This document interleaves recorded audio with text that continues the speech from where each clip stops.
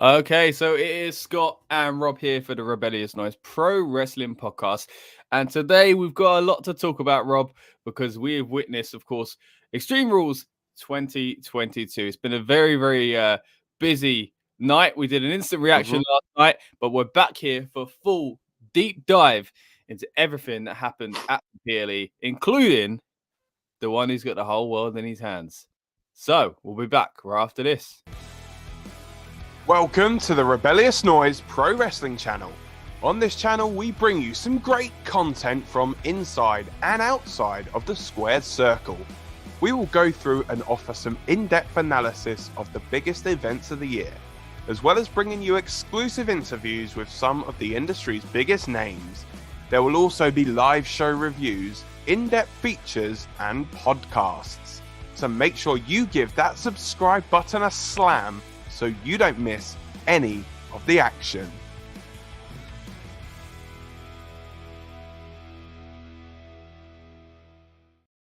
Yes, indeed. Give that subscribe button a slam, as Dan mentions there in the intro. And when you do, we'll be hitting you with a load of great wrestling content on this channel. Now, firstly, what we're going to do today, of course, is break down the entire PLE that was Extreme Rules 2022 in Philadelphia, the home of Extreme, you could say. And yeah, it was a stacked card. And you would have seen for the promo for this. The question is, did it live up to the stacked card? And also, did it live up to expectations when it comes to the White Rabbit? As I mentioned already, we've done a bit of a deep dive. I'd say a bit of a deep dive. It was 40 minutes long until just gone 5 a.m. for me and Rob. So if we look a little bit like death warmed up, then that's why. I guess that's where it comes in handy wearing a mask, Rob. But then again, you can still see your eyes. My eyes, like, oh my goodness. And do you know what's work? Like, I absolutely love doing all this stuff, right? But, oh man, the things we do, like, we just put ourselves through. And then after this, I then got to go to work and work an 8-hour shift. So, it's a love of wrestling. And it's a love of content creating, I guess you could say. Yeah. But you get to relax with your feet up, eating some Yorkshire pudding. Well, not quite. I ain't cooking no roast dinner. I'm too tired for it, so I won't be having no Yorkshire puddings, unfortunately. But yeah, I will be. Hopefully, as you can see by my Arsenal shirt, trying to enjoy the football today. But hey, we'll see. If you're watching live, thank you very much for joining us. If you're watching on demand, hey, that's cool too.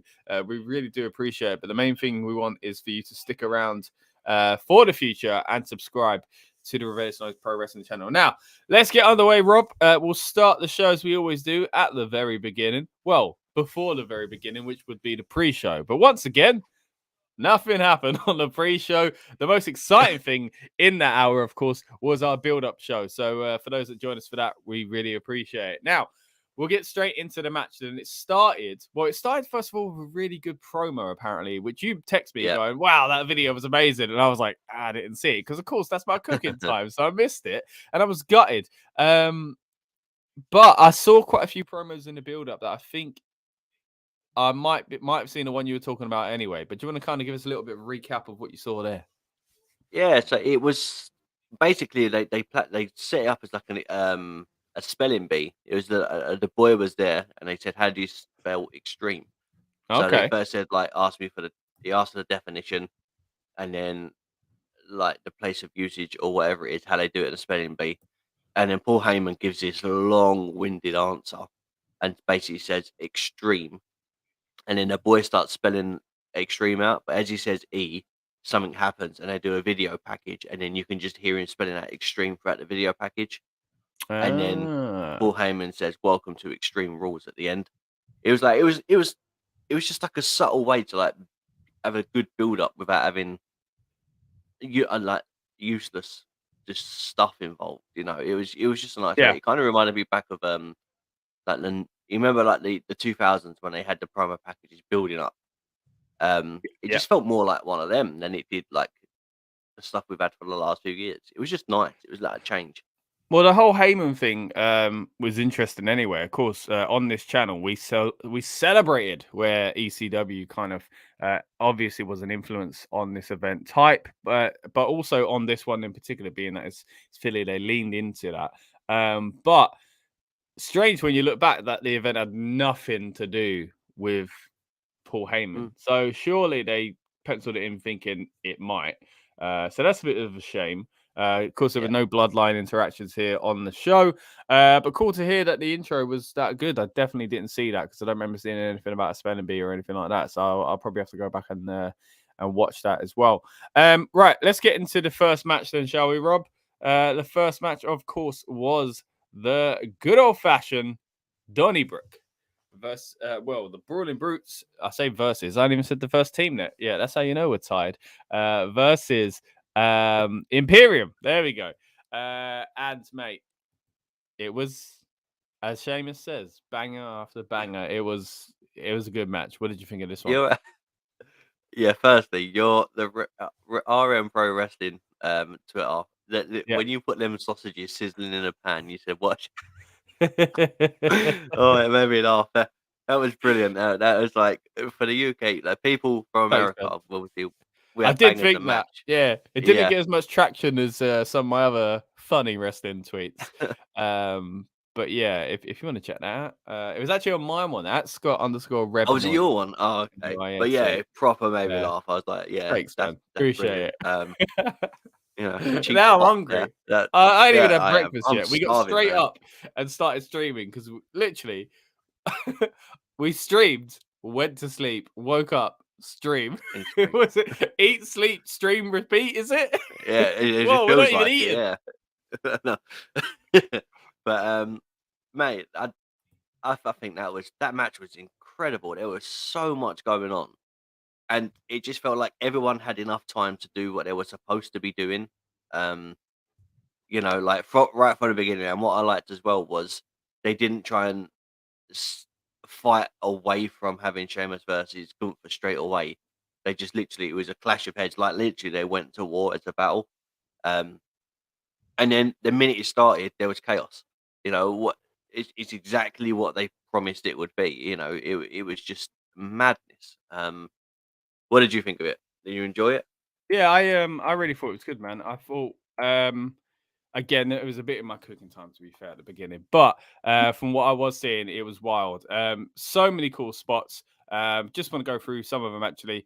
One of my favorite bits was where Sheamus did the 10 on the rope, as he usually does. But the rest of his gang just battered Gunther as it was going on. Yeah. I think it was Gunther, and especially Pete Dunne, Butch even. He was going wild on him, which I thought was so cool. But yeah, it was just, especially towards the end, there was just so much going on. It probably was up there one of the match of the nights for me. I thought it was really well put together, and it was just really exciting towards the end. The visuals of the 3-on-3, amazing. There was an incredible break up of the pin by Vinci, who jumps from, he springboards and does like a splash almost, I think it was. Oh, man. To break up the pin. It was so good. And then, the shillelagh hit obviously looked a bit rough. There was, also, my notes even written it as Kaiser move on Butch, because I didn't know how to describe it. And one of the commentators said it at the time, like, I don't even know what that was, but they ran at each other. And Kaiser did this incredible move where he lifted Butch up, like upside down, backwards sort of thing. And it was so quick and kind of impactful. But yeah, man, I really enjoyed this match. So many great spots. But ultimately, Sheamus comes out on top as far as his team goes as well. The Brawling Brutes, of course, get the victory. What did you think about some of those spots? And what did you think of, I guess, who went over in a match? Yeah, it was just hard hitting, man. Like the spots that they used were, I guess, it just felt like they didn't need to be. The match itself was the selling point. So anything they done in the selling point of that match was basically an extra additional thing. So the spots that they used they just felt right, using the shillelagh, as they did as a throwback from the SmackDown thing. So it completed what had happened on SmackDown, and it was a nice way to finish kind of what was going on. And I think what's great is that Gunther didn't get the pin. So it's basically, you may have beat as Imperium, but you still haven't beaten me. And I think that's the point that he's going to hit home. So I don't think we're over yet with Sheamus and Gunther. Like with Brawling Brutes and Imperium, I think we're still far from over. It's got to go.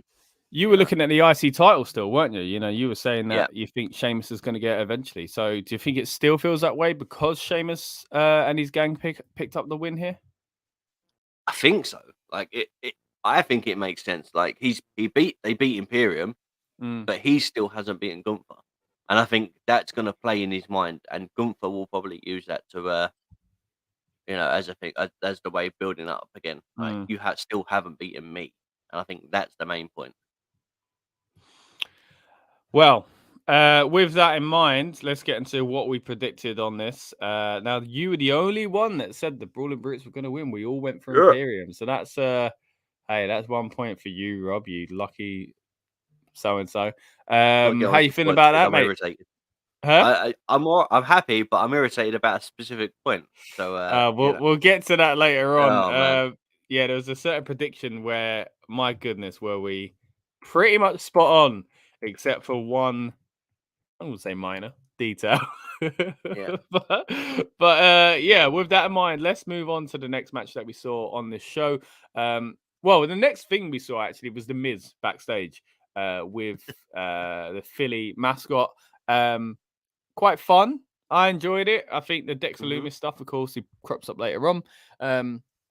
It works. You could argue it's silly, and the Miz kind of maybe should be in a big role, but we've always said, in a more serious role maybe, but we've always said that the Miz can kind of slot in wherever, and he's just so good at it, and he plays every role so well, no matter what he's given. Yeah. So we get a little bit of a hint of that, but then after that, we do go into the next match, which is an Extreme Rules match. Now, when this starts out, I mentioned it kind of briefly on our instant reaction last night, that Michael Cole leaned in a lot here to tell you about match types and their history. He mentioned that it comes from ECW, the lineage of it, and also said that, it mentioned the first one that happened in WWE with that name. Of course, before that, they had hardcore matches and no DQ and whatever else, quite similar, but they really kind of brand this Extreme Rules as the match now. So they talked about that. Yeah, again, the connection between ECW, which was a nice little thing. And I think you had to. And there were a few ECW chants going on throughout the night. What did you think of that as far as, again, Michael Cole's kind of acknowledgement of history and also acknowledgement of ECW? Yeah, I mean, WWE has their, I guess they're coming away from their like funny little ways that Vince had in, and Funny little ways. yeah, certain things like their own. They can't say WWE isms. yeah, definitely. I guess that's the best way to call it. But coming away from some of that stuff now, it does so much more. It makes a bigger impact because it's like, okay, let's acknowledge where things come from. It makes it feel important. Like, they've done really this in the past they love doing it with the US title. They love going, Harley Race once held this.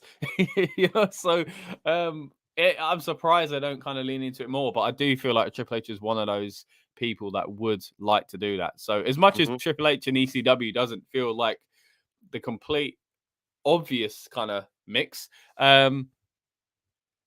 I think it was wise to mention it. We've already kind of touched on ECW a bit here, but if you want to see more of me and Rob talking ECW, then check out the watch along we did on this very channel of ECW One Night Stand from 2005. What a show! It was great to look back on it, and I won't spoil too much for what our opinions were, but kind of roughly speaking, we really enjoyed it, and it was nice to see that the event held up. So if you haven't seen ECW One Night Stands 2005 in a while and you fancy watching it on the network or Peacock and you need a watch it on companion, let it be us, because we really enjoyed it and we hope you enjoy our company as well. As far as this match goes, though, of course, we are talking about the Extreme Rules match between Liv Morgan and Ronda Rousey. Now, for this, Rob, what do we all say? Let's have a quick look at the table here. Now, me and Dan went for Liv. I've not started well. And you and Lucas went for Ronda Rousey. Of course, Ronda Rousey picks up the victory here. It was controversial win, though, isn't it? Yeah, but at the same time, pretty much the match I expected. The win is getting a few, ruffling a few feathers. I'm not that annoyed about it. I just am a bit worried that they're going to go into this strange direction with Liv, where they're like, she's a bit crazy, and I don't know. Yeah. I think I've seen a lot of people compare her to Alexa Bliss lately, and swinging around a bat didn't help, but the kind of Harley Quinn inspired, do you know what I mean? Which Alexa Bliss also was. Feels like they're drawing inspiration from similar places, I guess is what I should say. Which inevitably means there's going to be some crossover. But she's her own thing, and I just hope they don't kind of lean into that too much, because you don't. The last thing you want is for Liv Morgan to feel like Alexa Bliss kind of light. Do you know what I mean? So I really hope it's not going to be the case. Ronda healed it up at the end, which I like to see. And because that hasn't been very clear to me lately whether or not she's been a heel or not, so that was good to see. But I actually quite enjoyed this match. We were saying it's going to be an opportunity for Ronda to show something different, and they did. I saw some people kind of trying to make fun of some of the chair shots and stuff like that, because they didn't seem as smooth as your average. I'm going to hit you at this location, you're going to fall, and you're going to react like that. But because of that, it felt uncomfortable, but it felt more realistic. Like, that's how you would hit someone in a fight if you were holding a steel chair. And that's probably how you'd react. So for the most part, I actually quite enjoyed the kind of offense with the weapons. Not only that, the bat as well. It looked brutal, man. I thought it was a pretty brutal match. What did you think? Yeah, look, for the most part, I enjoyed it. There were a few things that it didn't go as swimmingly smooth, I guess, as they wanted. There was a spot when Liv puts the chair in between the two ropes, and obviously she leans it in, and I can't remember, but I know it gets knocked out, and obviously that wasn't the spot, so I had to kind of work on the fly and like work around it. But you could tell they kind of panicked in the way that they kind of figured it out. I mean, the spot still looked good throwing it, but it would have been more impactful if the chair was done the way it was. But I don't know. I don't know. There's not really many other ways that you can kind of get around it without doing what they done. It did look clunky because the chair fell, and the point was for Ronda to go through that spot, hit the chair. There was that, and I just felt like the final, like the last bit of the finish, when Ronda's trying to maneuver herself around Liv and stuff, like to get to get her to pass out. I just didn't like it. Like, I'm not upset with the result at the end. Yeah, it felt a bit clunky. I got what they were going for, but because I just think they were doing this thing where she was smiling as well, which I kind of took as, it looks kind of realistic. Not like you'd smile in that state, but like it was like her body, like she'd lost kind of like connection to her brain or something, and that like she was almost. It looked like she was kind of in a smile because she was just like, I don't know, like almost at peace. It was weird, but I don't know if they're leaning into. I saw like a backstage shot that they showed. This is going back to Liv character stuff as well. That I don't know. Are they gonna like play into that? Was she supposed to be smiling because she's like, I like pain? Is it going to be one of those kind of characters now? And then at the end, they kind of jumped on the fact that she was smiling and she's lost her title, but look at her, she's smiling. So I do feel like there's some character work at play here. It's a shame though, because we had a controversial kind of finish already with these two, so not the best for that. It was quite annoying. I think the spot that really sold it for me though, and it was so simple. It's so simple, was when they set the table up and Ronda was on it. And then, when you always go, Ronda's going to move and she's going to go. And she didn't. So she literally done the same. Yeah, mate. I thought that as well. So I was like, she was saying out loud, she's going to move. And that was rough as well. Like it looked as in, not, it was rough. It looked bad. Rough as in it looked woof. There was like a picture perfect stance on that. Was like she went through clear in the middle. Yeah, table exploded so well. It made that perfect table explosion noise as well, which I love. There's nothing better than that. Or as we were saying before, when you whack a kitchen pan. Oh yeah. It's got that sort of tang to it. Yeah. It's perfect noise. So we got that noise from the table. The rest of the match was solid. The belt being hit with a bat and stuff, and I enjoyed it. Yeah, I liked how creative they got using Ronda's black belt and stuff like that. The ring apron looked ruined within like seconds.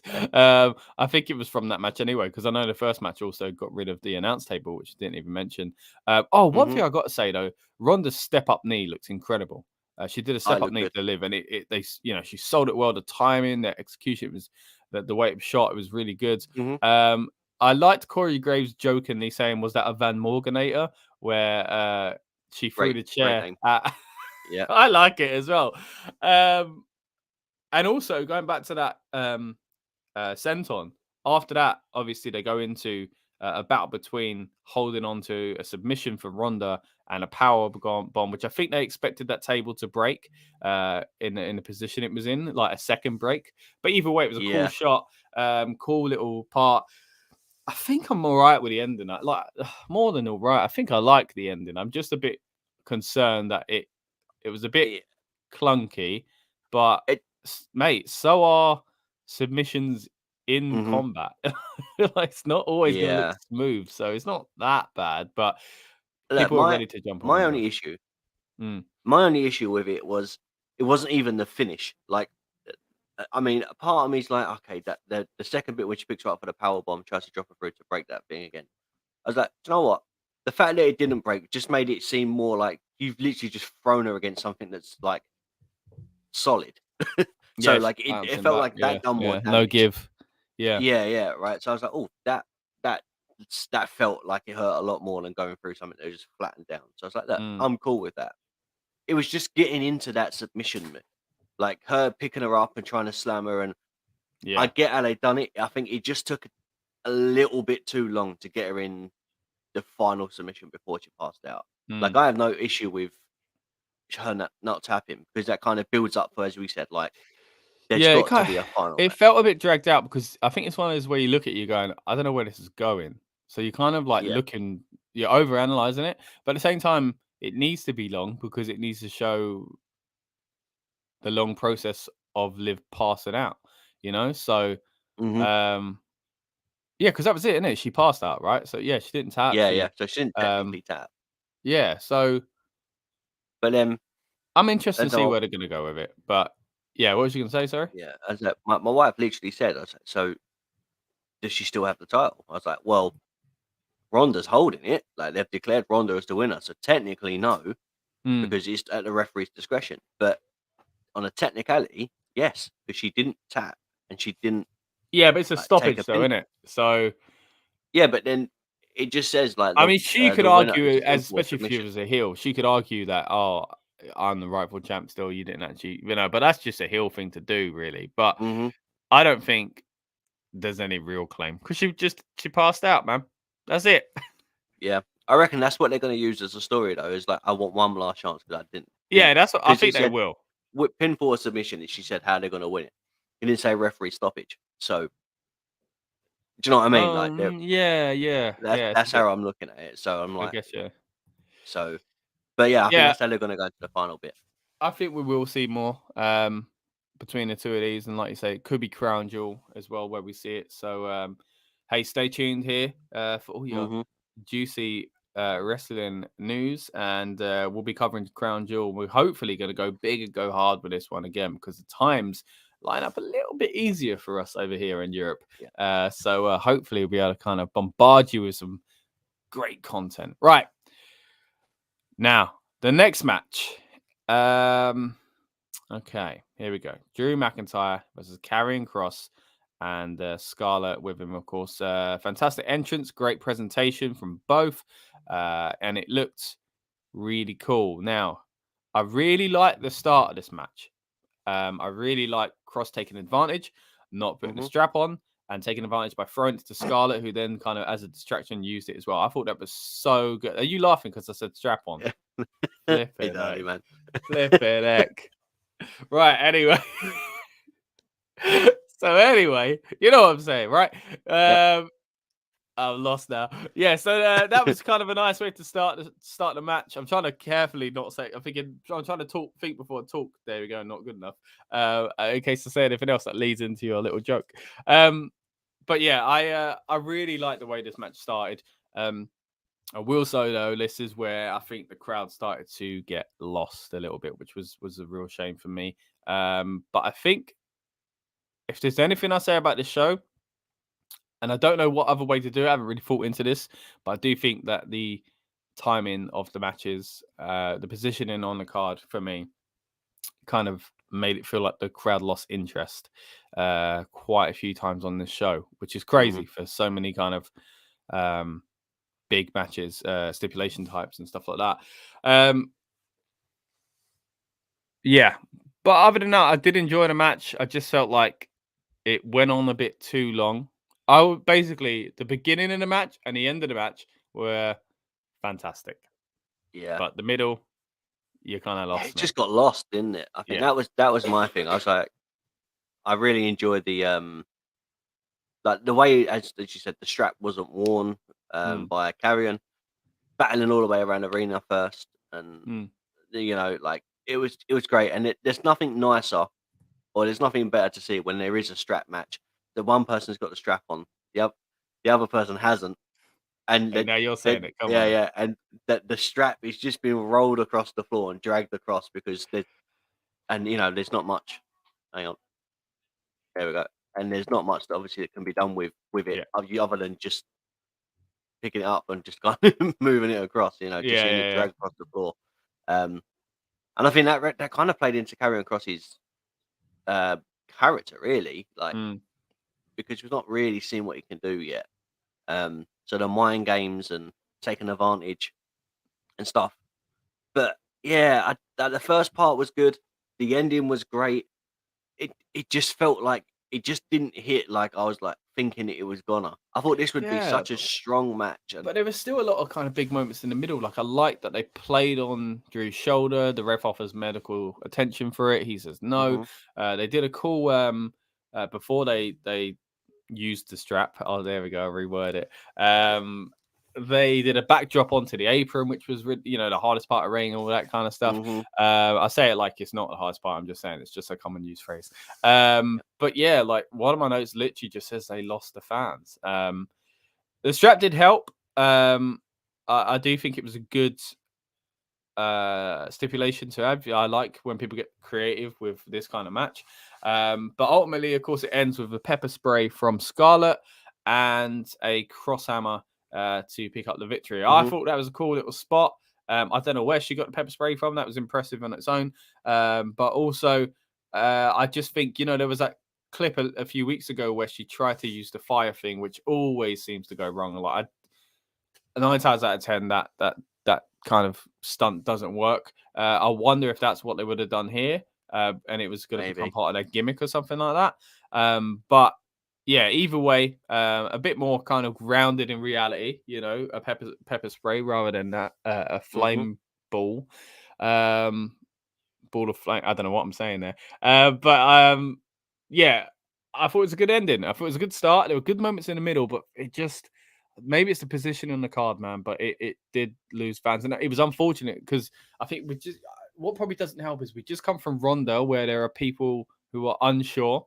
We had an interesting kind of finish that people were going to pick apart. And then we went into Karrion Kross, who, as much as he's always been presented very well on NXT, not so much on the main roster, even on NXT, there were doubters saying, it's not that special. Like, it doesn't, he was kind of put in there with other guys that I think people are willing to accept as, kind of top tier straight away, but not Karrion Kross. So he's kind of in an awkward position at the moment. But I do think that everything he did in this match, especially the beginning and the end, kind of solidified and kind of proved what he was doing, what he's there for, so, and his position to hopefully be climbing up the card. And that's what we said, I think we all predicted Karrion Kross to win this one, actually, because he needed to win. Yeah, we all went for Kross and he needed to win. So,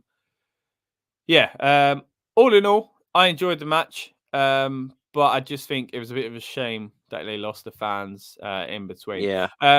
Once again, if you're watching with us live, guys, or on demand, let us know what you think of what you thought of Extreme Rules even. Really do appreciate having you with us. Again, we've done an instant reaction last night. So if you really want to kind of hear our thoughts even further, then check that out after this stream as well, of course. And on that one, we dive deep into the Bray Wyatt situation, which of course we'll talk about on this stream as well. But just to give you a little bit of a heads up, we've spoke about some of the things already. So what we're going to talk about now is something we didn't mention last night, though. And that is just before the next women's match, we saw Nikita Lyons Now, we did our build-up show last night, and we had a comment from someone watching along saying that Nikita Lyons was backstage and had been spotted. So that was pretty cool, which is why it's always cool to do these build-up shows, by the way. If you haven't been on our build-up streams, definitely check it out for the next one. Again, Crown Jewel will be the next PLE. So, hey, subscribe and check it out. But what we're talking about is basically on the light of a PLE, just before it, we end up basically get yourself and ourselves hyped up for the event, and it's great because we can talk with other wrestling fans, talk about the rumors, who's at the airport, who's backstage, is WrestleMania going ahead because there's a storm, that kind of fun stuff. Yeah, stay with us and check out our next build up episode here on the Rebellious Noise Pro Wrestling channel. So basically, last night there were rumors circulating about Nikita Lyons, and I thought, okay, that's it, she's showing up and she's going to do something, but she didn't. She was in the crowd, and it was like, I'm here. And that's a very Triple H thing to do because it's very much like NXT. What did you think of that? Yeah, it was good, man. I mean, we had that one, Nikita Lyons at that point, and then later on we had Bron Breakker there. And he was there with the NXT Championship, which is beautiful to see. Just seeing the championship there, it gives it meaning, and it's giving the stars that are, I guess, ready to go to Raw and SmackDown. It gives a bit of a sprinkle, like here's a Bron Breakker for the main roster, so that people go, oh, that's that guy. I remember that guy. He was the NXT champ. People should know really on the main roster, but I'm sure there are still people that aren't that, kind of privy to what's going on in NXT. So, although he's probably not coming in straight away, when he does now, you're like, oh, remember that guy showed up at Extreme Rules, and also it gets eyes back on NXT. So, win-win for me. Exactly, and me. Any other points on Nikita before we move on to the match itself that she was there to see? Only is this something that's setting up next? Like, is she's there? Is it Ronda that she's there for? Is it Liv? Other than just to see the match, like who's she eyeing up? Well, this is the other match, wasn't it? This is the Bianca one that she showed up. Oh, sorry, yeah. So the Bianca, I'd say, who is she? Bianca Bayley, yeah. Who's going next? Yeah, right. So then we go into the match itself, and as I mentioned earlier on, I say earlier on, it kind of was earlier on. I meant to say last night on the instant reaction, Michael Cole mentioned Sasha Banks twice, and I was very shocked about that. He also mentioned Nia Jackson. That didn't make me think she was coming back, but I thought it was interesting. But for him to mention Sasha Banks twice, I thought she was coming back at this show, especially when there was a beatdown. And obviously we were talking about no, not this match. Sorry, earlier on was the one. No, it was this one. Yeah, it was this one because I remember thinking her and Naomi are going to come back and help Bianca Belair. Yeah, because it was a beatdown with Damage CTRL. That was it. Yeah, because I thought, oh, there's no Alexa and Asuka. They say they're injured. This is two more will level things up, and kind of feels like a missed opportunity, but maybe where you've got so much going on in the show, you don't want to do it. But you could argue that it worked really well all out a few years ago, last year, even with Daniel Bryan and Adam Cole, baby. But of course, what we're talking about here is the ladder match for the Raw Women's Championship between Bianca Belair and Bayley. Now, we were saying before, Rob, on the prediction show and also on our build-up show, that we thought that this had match of the night potential. How do you think it went down? Did it live up to that? Yes and no. Kind of. It was only, I don't know. It was so good. It was really well done. I just don't like the final bit for the finish. I think it's because Damage CTRL. We knew Damage CTRL were going to come out. We said that we would speculate in it. Damage CTRL, regardless, would come out. Did Bianca get help? No. Did she take Damage CTRL out with the KOD straight away? Yes. Like the whole thing was fantastic, and I don't know. It was just that final bit before she climbs up to win the title, or to retain the title. Yeah. She does she drops. Basically, it was like a KOD. It was an invert, like a KOD on. Oh yeah, it was on the ladder, half a ladder. And I was like, that's great. Cool. It's such a. But why didn't Bayley just drop the ladder? Like, do you know what I mean? It was like she was on. it just felt like it was such a forced way to get the Like finish. like blatantly choreographed sort of thing. Very Yeah. choreographed, as opposed to just having a ladder there and then her picking her up and just dropping her on it. Yeah. Do you know what I mean? It's like she fell down with the ladder, and I just didn't like it. I was like, that was my only concern with it. I was like, and that's I it. mean, That was just that spot. yeah, I would agree. I think the spot itself looked cool. It's just, I guess, maybe the setup for it is when we start scratching your head and you think realistically. I did like the use of the braid. I know this has kind of happened throughout Bianca's career, but it being used on her to pull her through the ladder into ladder, I thought was really a cool way to do that. And then, of course, she thought, this is my hair. I'm using it to my advantage, and goes after Bayley with it as well. So that was pretty cool. Yeah, I thought it was a good match. I did enjoy it. It wasn't the classic that I was hoping it would be. I feel like maybe Bayley needed a few more matches back before we get to this, but it's the timing of the things, the events on the calendar. You work with what you got, because the ladder match should feel like the end of a feud, I guess, but you could argue that with a lot of what we saw at this show. So it's kind of awkward in that sense. You had a cool spot of a sunset flip into a ladder by Bayley. There was that crazy flying elbow that Bayley did on the outside where she bounced off. That was madness. Off the ladder. The way she landed was like, again, you talk about things not looking like, smooth like butter, like the, here's the back. Here it connects. Do you know what I mean? Like we did in a Liv match, and I like that sometimes when it works like that. This is the same sort of thing where the normal thing is the standard kind of you land in a certain way. The fact she bounced off of it and the momentum took her that way, I thought like it looked great for the move, but also it looked damaging for Bayley. So I thought it was such a great spot. Damage control coming out like it seems inevitable for me. It did just worry me with it felt like we were going to get something there and we didn't. That's the biggest kind of takeaway I take from it in a negative sense, personally. But at the same time, you could argue it made Bianca look strong. She dealt with damage control on her own. But then again, is that a problem for damage control? Because this is, now let's talk about damage control itself. Damage control for damage control is that she didn't win the title. That's a bit of a worry. And also, they kind of got held at bay by one person. So when you add those two things up, it's not looking as good for damage control. What about your thoughts on that? Yeah, look, I enjoyed it. Like I said, I enjoyed the match for what it was. It was just the ending. That the move onto the ladder before we got, the finish of Bianca climbing up the ladder. There was something about it that I just didn't enjoy it. But damage control itself coming out, which we knew what was going to happen. Happy with that. I enjoyed that.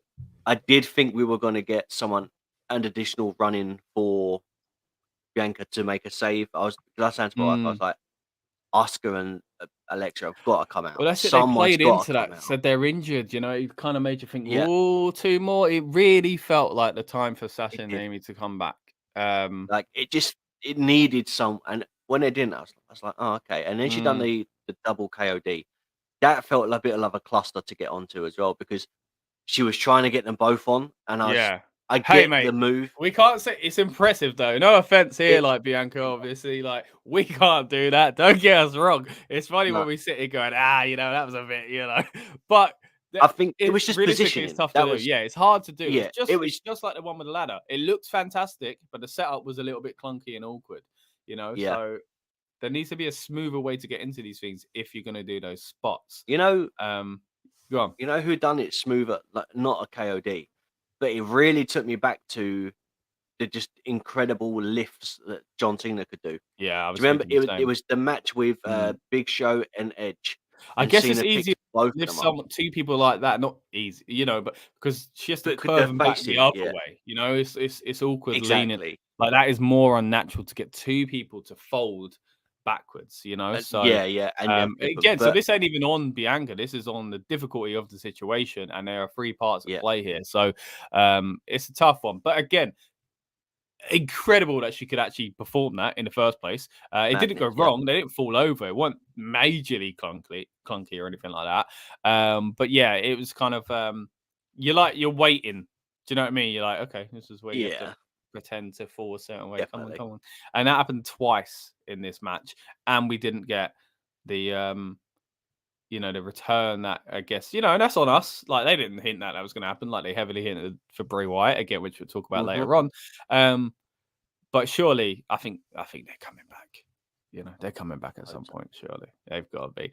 But yeah, as we're talking about Bianca Belair, it'd be wrong of me, Rob, not to mention that we did recently speak to Bianca, talking about what it's like to work with Triple H again, of course, in his new position, and the importance of representation and much more. We had a real laugh with that interview, so definitely check that out. And if you want more Bianca content as well, there's also an interview on this channel, a press conference even on this channel of herself and Montez Ford and Angelo Dawkins as well. We've done plenty of interviews recently with WWE talent, so please stick around if you're new and check out check them out on this channel. Right, let's move on to the next match. At this moment in time, Rob, as I said, if you're watching live, thank you very much. If you're watching on demand, we really appreciate it as well. But it's 1:45 in the afternoon. I'm starving now. I haven't eaten breakfast. We watched this. We watched the show. We did the build up. We watched the show. We went live at the instant reaction, and then we went to bed, and then we woke up, and then we've gone live again. My goodness. So if our kind of words get jumbled here and there, just know we're running on no food and hardly any sleep. But a lot of excitement and adrenaline about Extreme Rules. That instant reaction, I was literally tucked up in bed. I was like, right, I'll turn it off. I'll put something else on. And I was like, right, I'll close my eyes. I've got my telly ready on standby to go off in like 10, 15 minutes. I'm going to be asleep. And literally, I put my phone down. You went, going live in a minute. 2 seconds. And I was like, right, well, let's mask up. Let's put some clothes on. Let's go for it. Yeah, definitely. But yeah, man, it was good. It was nice. Yeah, it was good to do. It was exciting. You want to take advantage of those kind of exciting opportunities. Like, I'm knackered now, but I'm glad we did it. Little comment here from Mozo Bray the Goat. And that's exactly what we're talking about here. Again, we really, really focus on Bray Wyatt. And we're going to do so here as well. But if you want to see our kind of initial reactions to the return of Bray Wyatt, then the instant reaction podcast that we did last night is the one for you. So again, please stick around here. But once you're done with this stream, we'd love it if you could go check that out as well, because we really go into a deep dive. Again, we'll talk about some of the stuff now, especially with I would say 24 hours removed, but it's definitely not that. Yeah, we'll be going on to the Bray Wyatt stuff again in a moment. Thank you for your comment there, mate. Bray, mate, I'm enjoying. We mentioned last night in the build-up just how incredible Bray is, even with the setbacks he's had, even with limitations he's had.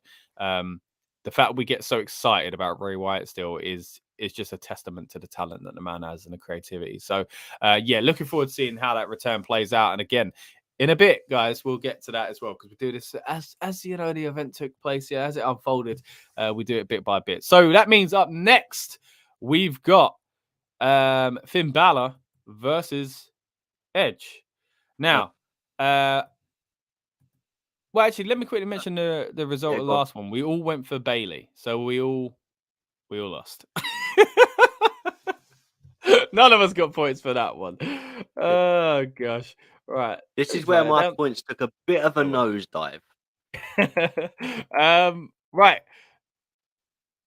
That's that match out of the way, completely even. My goodness, I told you I'm tired. Right, Edge versus Finn Bálor. The next one we're going to be talking about here. Now, big match. I quit. Rob, we were so fuming, unbelievably close. I'm fuming. To our predictions. Fuming. Like, the specifics. And we ain't talking here, guys. If you didn't see our predictions, we're not talking like, we were close because we said such and such was going to win. We went down to the fine details. Basically, what happened was we ended up saying, I blame you. I'll blame me as well. But would you have praised me if I won us the points, right? Yeah, of course. Do we get the points? We'll get into that in a moment. Right. So on this channel, we of course we do predictions. We do it as a season, WrestleMania to WrestleMania, and we are playing for little trophies like this one. I won two seasons ago. Rob won last season. Me and Rob ain't looking too good this season, I'll tell you that. Now Lucas and Dan are definitely doing better than us. So, well, Lucas. yeah. So, we do bonus points. Of course, you get a prediction right point, but you could bonus point things where you go with a bold prediction or you say something quite specific to the moment, and you can go for an extra point. But if it doesn't work out, you're losing your point. So what we went for is basically, I thought, you know what? I can see I Quit. This is the way that you get creative with this one. And I'm so glad they did it. I was so excited for them to do this when we talked ourselves into it that I'm amazed that they actually did it, and so glad that they actually did. What they did and what we said was very similar in the sense that I said Edge is going to say I quit because they're going to have Ray held in a dangerous situation. Edge is going to say it to save Ray, and then they're going to do that thing either way. And on top of that, of course, that means Finn Balor wins, right? Yeah. Mate, that's exactly what happened. But with Beth Phoenix. Come on now. Like, mate, I'm seething because what happens with these points? Because, okay, look, we said Ray. Yeah. But surely us just having a single point, we called everything other than a person. I think it depends on the words that we use. What we'll have to do, I think, at this very, very moment in time, the way I remember it is that we said, because I wrote it down this way, but maybe I wrote it down this way to kind of just explain what we meant. We explicitly said that Ray would be in that position. And I think because we went too stupidly to think it made sense. It just made sense that it would be Ray. When which is mad because 2 months ago I would have said Beth Phoenix makes sense, but because of the storyline lately, and I'm so glad she's back, we'll get into that in a moment. But yeah, I'm gonna say I'm hoping when I watch it back that I did say that someone is gonna be in the position, and I gave an example of Ray, and I'm gonna see that. And if that works, then I or you, whoever says it that way, will get the point, and then the bonus point for predicting it with a bold prediction. Now, I do think that we probably both said, yeah, and Ray's going to be in this position, straight up, not someone ever in sight other than Ray. And therefore, we gained the point for Finn, but we lost a point for being bold with it. So that will mean that me and you both get 0, basically.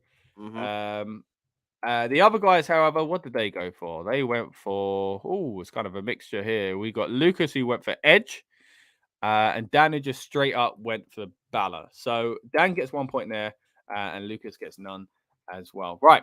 Now let's get on to the match itself. It's not all about our predictions here, guys. Don't worry. We're going to talk about the actual match itself.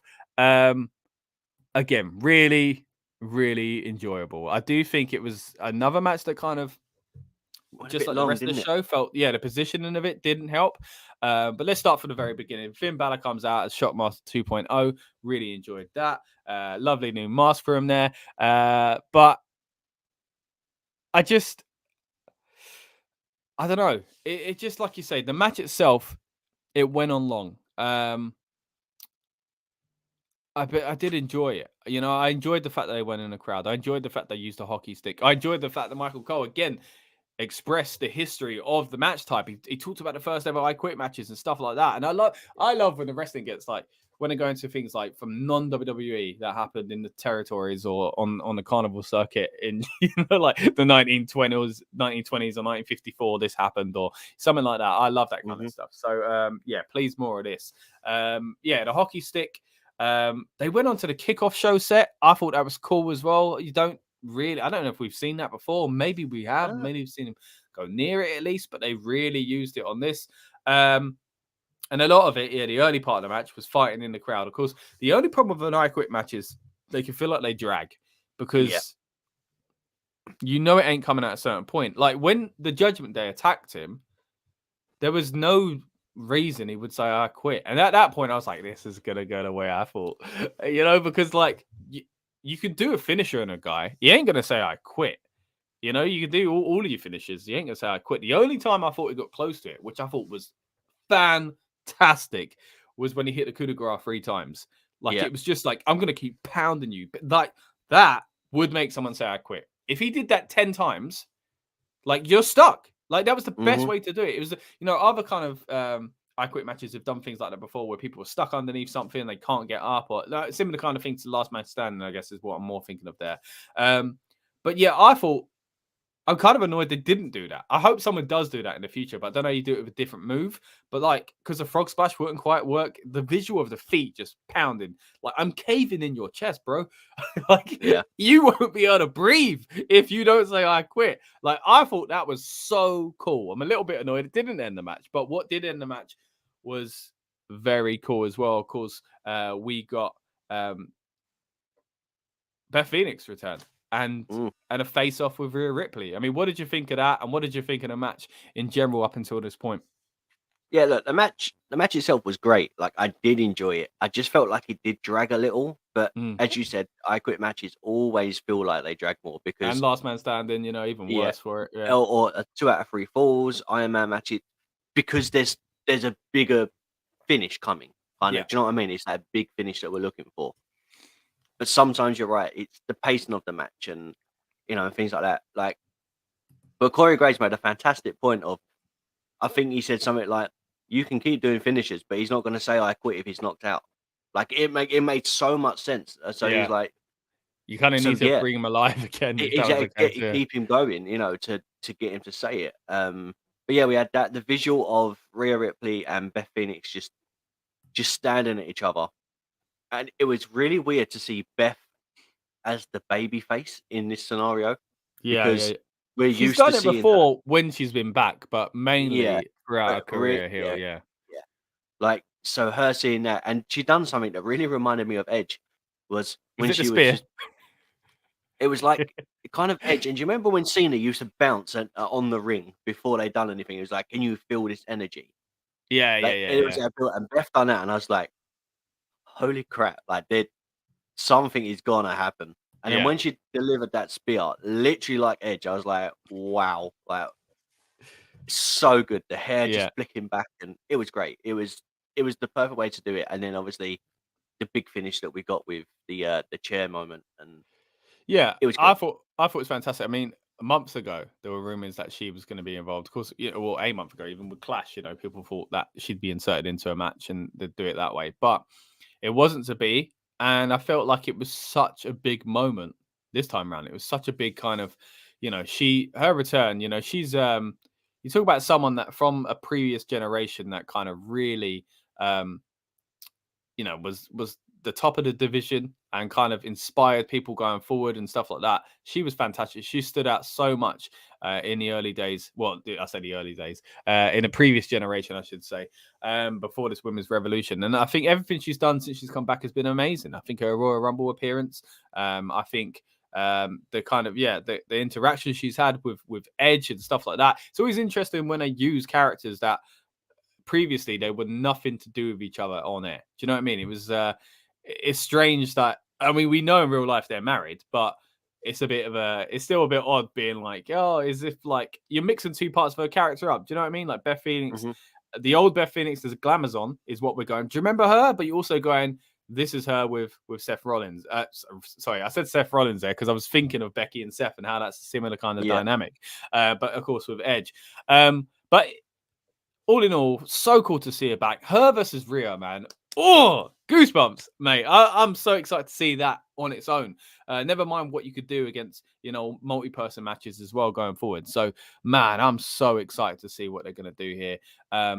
I think the ending was fantastic. I know I've seen a few people say it weren't, what they wanted, but man, I thought it was so good. It was so clever, which might sound like I'm bigging it up because I'm like, I'm so clever because I thought of that exact scenario just with a different kind of person involved. But hey, I'm gonna toot my horn on this. Like, I'm not just saying they watched the predictions and stole the idea from us, Rob, and tweaked it a little bit. What I'm saying is many people can come up with the same kind of idea, and this is how I think the world works sometimes, So I do think, so it feels weird praising them when I've come up with the same idea.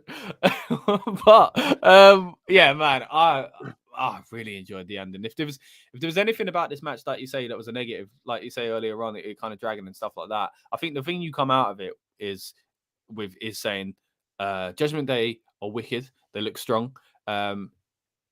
Edge just got something about him at the moment. He's exciting. He's been a bit kind of plain at times. So it's like, yeah, this is the greatest hits tour, but now what? Like, and kind of overdoing it too many long matches, winning things like when he probably shouldn't have won things, you know, thinking of Royal Rumble. But like, I'm enjoying this part of Edge. I'm excited to see what happens with Beth being with Edge again. I'm excited to see Beth and Rhea Ripley, the dynamic between them all. You know, Ray barely got you. It was part of this, but like it would have been a bigger role a month or two ago. So I hope Ray doesn't sink into the background more. I hope they use him more because of the Dominic thing. There are so many layers to this feud now, which it felt like it could potentially be over after this, but it's not. So, and I'm happy because they've added an element. It's like same sort of thing with Bloodline when they kept tweaking it, adding new things, taking things away. That's what I'm really excited to see going forward with this. But yeah, what do you think as far as the next steps in this feud? I don't know. I think there's going to be some time away where Judgment Day continue wreaking havoc on people.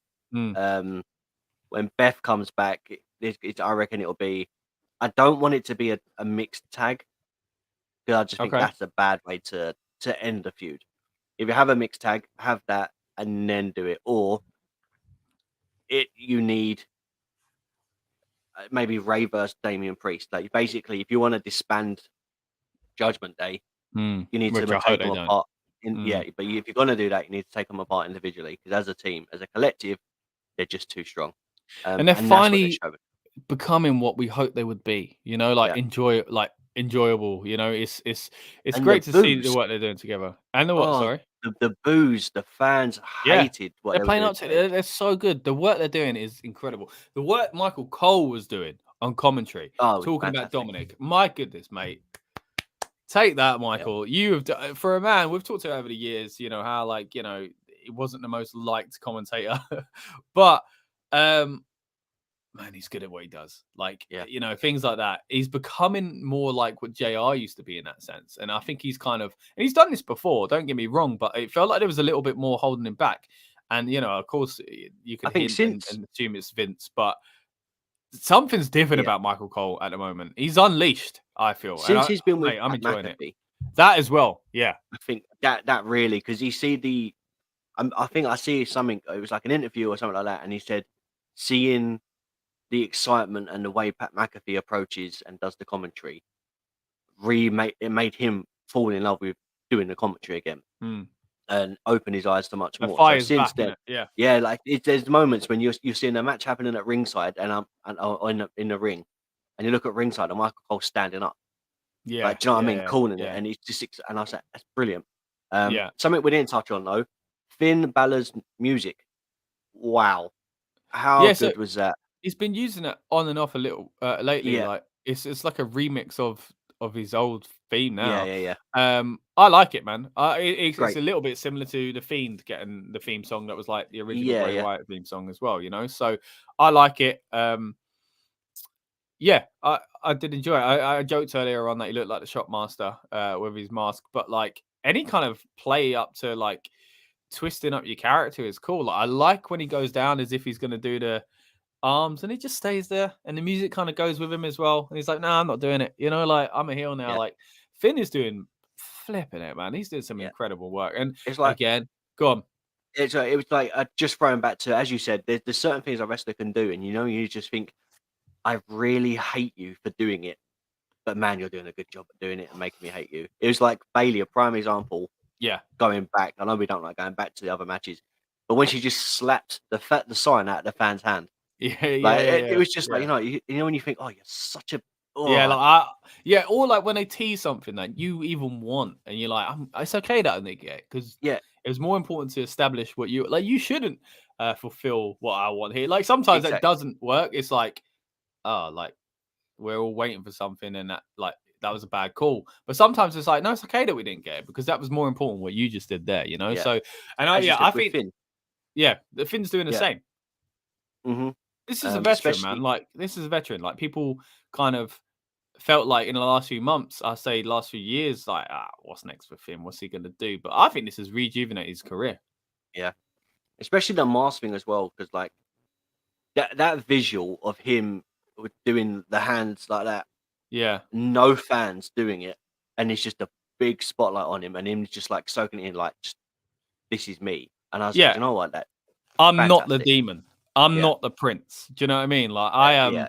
This is who I am now. Like it was good. A great point to mention, really.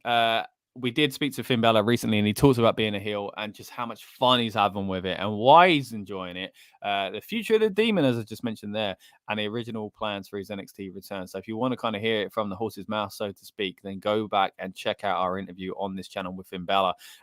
Really, really interesting chat with him there. Also, Damian Priest talking new Judgment Day members. So if you want to kind of get the scoop on that, that's the one for you and his hopes for the future. We were talking about, as we just mentioned there, Rob, like how Judgment Day, had a bit of a rocky start, but it's picking up again. And sticking with the Judgment Day theme, of course, we also got to chat with Rhea Ripley, talking about scaring people, creating memes, and what got her into alternative music. It's a good answer, and they're great interviews, if I do say so myself. So check those out on the channel. Of course, we've got tons more on this channel available to you as well. Anything else to say on this match before we move on, mate? I mean, I just feel like I just want to say again how much I enjoyed so much that has come out of this. Like the results of this match, like I don't literally mean a result, Finn Balor won, but that's good as well. The things that we got out of this match, I think maybe some of my favorite things from the entire event. Yeah, it's just, it's funny, as we say, like, I don't like, if there's a finish, what does this finish build up to? That's always the way I look at it. It's like, look, as long as the finish makes sense, I'm happy with the result. There's a lot of ways we can go with this now. Yeah, in a way of, if Ronda won and it was just a clean win, I was like, well, it was pointless. Like, do you know what I mean? Or something like that. But with this, as you said, there's so many ways to go. Beth needs to come back now, because she now needs redemption. Ray still isn't done because Dominic knocked him out. Yeah. Edge wants to come back because now he wants redemption. Like, do you know what I mean? There's just so many layers, as you said, to it. Yeah. And I generally think there's one more person is going to return, and then you'll have. I reckon I reckon it could go to Survivor Series, and this is the Survivor Series match. Oh yeah, because there's only it's still uneven, isn't it? Yeah. So I think there's one more person to return. On Edge's side, then, yeah. I don't know who. Or to join, at least join their calls. You know what I mean? Like, hey, give it to Apollo Crews. I don't know. Like, give them the rub. Who, like, I don't know. It needs to be someone that makes sense, I guess, storyline wise. Like Ray, because who else as you said, Dominic grew up knowing Edge and Ray, obviously. I mean, Christian, of course, is a perfect fit, but it ain't going to be him. Yeah. So there's going to be, I think, if they do it and they're going to go for the Survivor Series, and it'll be like a 4-way elimination Survivor Series type match, which I'm down for, by the way. Like, I'm happy to see that. I'm all up for this more traditional than it is Raw versus SmackDown. But and moving away from Raw versus SmackDown, but I do hope we do have some sort of Survivor Series traditional match. But I'm worried that if we get that, I'm happy to see this. It kind of is like a throwback to, I think, was it 2001 when you had, was it Right to Censor versus Road Dogg? Right to Censor, man. I think it was, maybe I may be wrong with the opposing team, but it was Road Dogg, Billy Gunn, R-Truth as K-Quick, and China. I think it was those four, and it was against. I don't even remember that. I think it may have been Right to Censor. That makes sense. I can see it storyline wise. Those guys wanting to go against RTC. I'm sure it may have been them. Someone comment and let me know if I'm right or wrong. But seeing that would be great, man. As the Survivor Series match. As I said, it's just who fits in that spot. Well, also you mentioned earlier on Beth Phoenix and what's next, a multi-person match and stuff like that. I think that is kind of likely to happen. So, but I do want to see Beth versus Rhea. So, in your opinion, what happens first? Because I think the multi-person match will help build. The usual kind of formula is, like Beth and Rhea this time it's just me and you. Do you know what I mean? Or they could go the route of Beth and Rhea and there's kind of shenanigans, and this time we're all in it. So which way do you think they will go, and which way would you prefer? I can see Beth and Rhea going at it, which would be great. I think that's good for Rhea. It really, not that she needs help developing herself, but that's a big moment there. Definitely. So I'd be happy to see that. Like, I'll look forward to that. Just hearing the crowd wanting to see it, just wanting to see them go. So having them actually in a match and a bigger match feel would be great. Man, maybe that happens because Beth wants redemption and like she wants revenge. Obviously, as we said, Edge still wants redemption. Yeah, so So like if there is a 1-on-1 between the women, then there's something's got to go on with the other guys in the back. You know, Edge ain't gonna just wait around, is he? You know, he's furious exactly. at them, not just Rhea. I You know, reckon so they'll do the tag. There'll be shenanigans again, yeah, and that's what they'll put it maybe to move Survivor away from Series. the Edge kind of because Edge has got a lot of fire about this now. So yeah, it'd be weird if he didn't have the match. So yeah, maybe the best way to go is the 6. Well, would it be 6? Yeah, and who's not in the ring then? Dominic? Hey, is there a little mascot on the outside or? Priest No. is the one that doesn't, because Finn's the leader. Dominic and Ray, and then you know Rhea and Beth. So Priest is the only one that kind of doesn't have a direct kind of person to kind of go at. Has he had a feud with anyone that's really that could come back? I don't know because he hasn't been heel for that long. It'd have to be someone that's now face, unless they've switched. But then it's hard to get sympathy going. No, I remember what they did 2 years ago when you loved Priest and didn't like this guy. So it'd be tough to do that, you know. So I'm just trying to think. Unless Ray and Eddie call up, it sounds strange saying it, but someone from like you said Eddie there, by the way. Sorry, Ray and Edge, right? Because I was thinking they could bring in Chavo. That's why I said Eddie. Imagine Chavo just coming back just to finish off, have an additional. I just think there has to be someone there just to put that final piece of the puzzle, and then if they want to build for the Survivor Series thing, it does it that way. Do you know what I mean? I just going on Edge, the people that kind of fit. Christian's not around. Chavo would be a loose fit. The Major Brothers, there's 2 of them. That's not going to happen anyway. And then he was tag champ with Hogan. That's not going to happen. Doesn't fit. And it's none of the Hardys because obviously they're not. The Hardys, the Dudleys, Jericho. You think people who's had things with before, but yeah, it doesn't. Randy Orton. I don't know if I said that already, but of course, if he comes back, he's not come back soon. Doesn't seem it'd be with Riddle anyway. So, maybe it won't be Edge or Ray related. Cena. It will be someone. Cena would be cool though. Final piece of the puzzle. Do you know what I mean? Like it'd be cool, like to see Cena come back as, not necessarily the leader of the group, but like we need your help. You know, the legends versus the legend, like a team of legends versus the Judgment Day. I mean, if Cena come back, that'd be a good fit. Like, be feuding with Edge. You'd think he wouldn't. You think he'll come back for a 1-on-1, I'll be down someone new over. But mate, what better way to put someone new over? You're putting 4 people over. You know, like you're showing like 4 people. I think, mate, Cena's it. Yeah, that's what I want. That's what I want, Rob. You talked me into it. Yeah, Survivor Series as well. You know, traditionally one of the big shows. It hasn't been treated as such in the recent years, but hey, this is one way to make it a big event. You heard it here first, by the way. You heard it here first, and just like the prediction we did for this match, it'll be a little bit tweaked, and we'll be wrong. Right, so let's move on now, mate, to the final match. Well, actually, between this somewhere, I can't remember where it happened now. I mentioned it earlier on with the Miz and the Philly mascot. Of course, we did get Dexter Lumis come in and kind of get involved. That was fun to see. Any kind of quick comment on Dexter Lumis and the Miz before we move on? It's good, man. You know what? Slow build. What else do we need? Just Edge cracking on, trying to get a day off for his birthday. By the look of it, you know, he's trying to celebrate, and this annoying mascot's there. And then, do you know, Miz, what? You said Edge. You're doing it a lot. This is how tired we are. Oh my goodness! Right, this annoying mascot's there, and it's crazy to think that a mascot gets a pop by kicking the Miz at the end and walks off with Dexter Lumis. That was funny. What is going on? It's so strange that a mascot gets a cheer.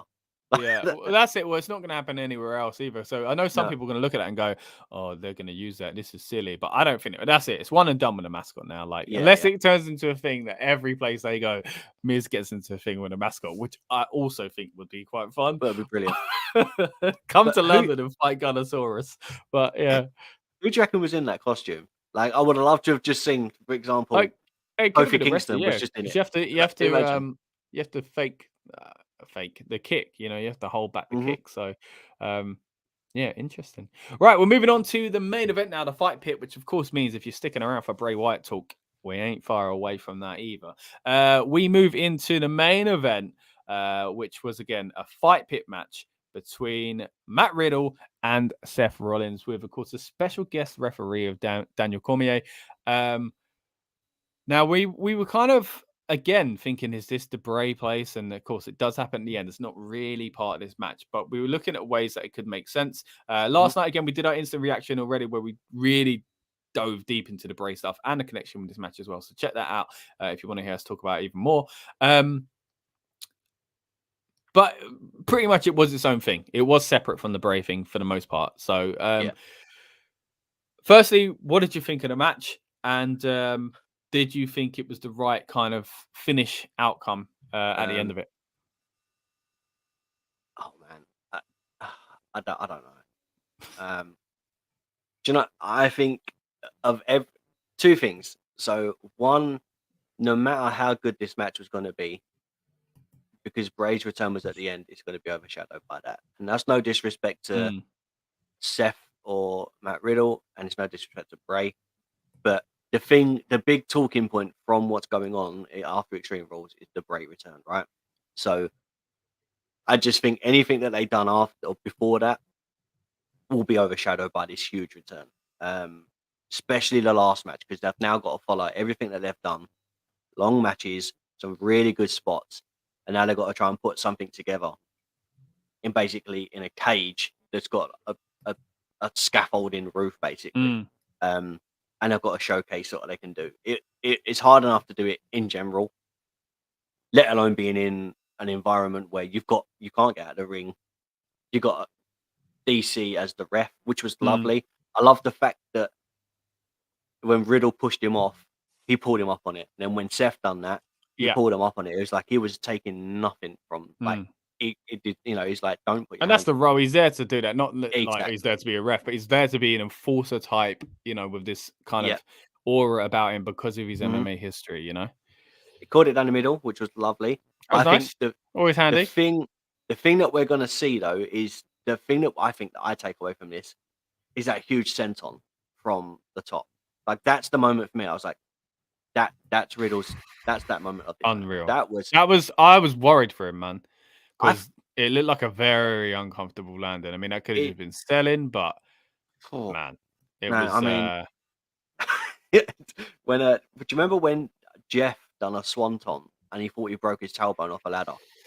That's what it looked like, didn't it? Yeah, and he landed kind of similar. I was like, it's one of the hardest moves to do up there. I mean, a frog splash landing on your knees, anything really is tough, but to do that, like, it's such an awkward land anyway. Which is why I really thought that the Liv Morgan one was impressive as well. But it looked painful, man, and very risky as well for Seth as well. There's a lot of trust in that to land. Yeah. It's much harder to hold yourself. Not hurt yourself and not hurt your opponent when you're not jumping forward. When you're jumping and landing on your back, it is difficult. So credit to both performers on that. But I thought that was cool. The high spot itself, also, oh man, they really play, and it was interesting to see the commentators play up to it. But the bit where he does the buckle bomb on the cage up the top, and both of them get terrified that it's going to throw him off. I thought the same thing. Now, usually they stay away from stuff like that because they don't want you to think, oh, we didn't do the cool thing you thought of, or we're saving it for later, which of course they weren't. So I thought it was an interesting point to mention that, but maybe that was just them genuinely scared and being like, I think this might be happening. They didn't actually know, and assumed it was going to happen. But yeah, some good spots in the match, some great reversals between the two. I really enjoyed the bounce off of the not ropes but cage by Seth Rollins to do the stomp. There was that really awkward bit though. We talked about Daniel Cormier earlier on being a good ref, but there was that awkward bit where the commentators really were like, he's not doing his job. He's supposed to be counting. Like usually they'd cover for that. I feel like they didn't cover for him here. That was a bit of a interesting choice. Seth, the visual of Seth's song, and I thought it was so good that it broke out. Whoever kind of started the chant at the time while Seth was up there and Seth played into it. Visual him doing the song on top of that kind of platform was so cool, man. And then, of course, it ends with some triangle chokes and power bombs until finally we get a tap out. So yeah, what did you think? What did you think of the decision as far as who won? Yeah, the thing is, what I liked was they gave specific rules in this match. Knockout, submission. There was no pinfall. And that really fed into these guys need to batter each other to a point where they either submit or get knocked out. Yeah. So putting them rules in place and telling people those are the rules, there is no pinfall. It kind of hit home that like there's only like a specific way to win, and it played in, especially into Riddle's, like it played into his wheelhouse because he'd done MMA beforehand, so he knows submissions and he knows specific ways to knock people out. Seth was a wrestler, so two different styles. Do you know what I mean? Like two complete different styles, and it worked well. They had great chemistry in the ring, but great chemistry within the match. High spots when they went one high spot, I think it was, and that was it when it was needed. The moves on top where the platforms were fantastic as well, because one, it sounded like it hit hard, and two, when Seth done the stomp and was screaming at DC to count him, DC was like, well, I can't do anything. He's got to be on the canvas. And it really hit home as like the only way to win them is like that in this environment. So it just played, everything they done played more into there's specific rules and there's no way to get around them. And that kind of defeated it for Seth. So they had to do more. When Riddle hit the RKO, I was like, Seth is going to roll off the top. They played into that, and the commentators done a fantastic job of, he hung on enough just to drop down safely. Clever, so clever. Like the way they planned it and showcased it, it was great. Like it wasn't match of the night for me, but you don't get to sort of see these matches all the time. It was lovely, it was really good. And I mean, even at the start, just Riddle's entrance, walking out, and looks like he was going to hop over the ring, and he said, "Well, where's the ropes?" So he hopped on the ring and then just kicked his flip flops off. It was little things like that, and I was like, it was so simple. Yeah, I like you. It wasn't match of the night, but it was very enjoyable. They did what they could with the kind of surroundings and things like that. I do feel like the PLE as a whole, it sometimes just felt a little underwhelming because I think maybe too much was going on. I was so excited in the build up that it was all stipulations and that everybody was going to have to outdo each other and outthink each other to have to be the one to stand out. And I do think a lot of that happened. There were a lot of creative spots in this.